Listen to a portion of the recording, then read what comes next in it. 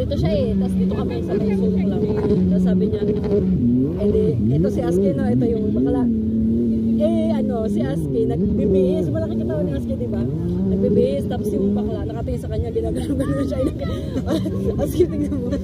Parang gusto ka rin tirahin. Bugbugin ko yan, te, sabi. Bugbugin ko yan, te. Pigilan mo ako, te.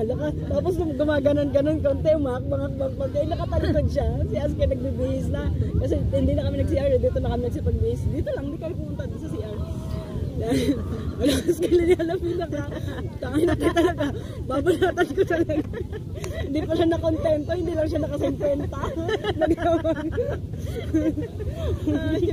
Grupo-grupo talaga. Oo. Grupo talaga.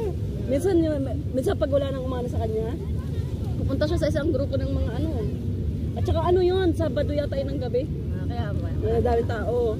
Kung doon siya pumunta, mas lalong ano siya, marami doon. Nung una kasi paglusong niya pa lang, nagpuntahan na yung ano, siguro parang lagi na siya dito.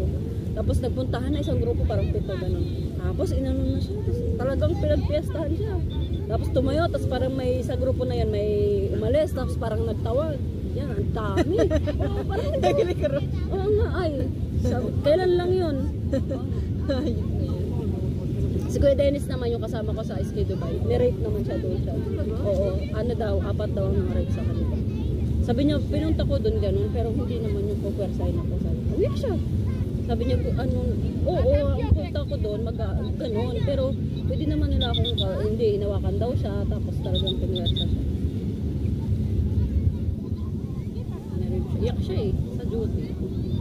Bakula, gusto ko naman.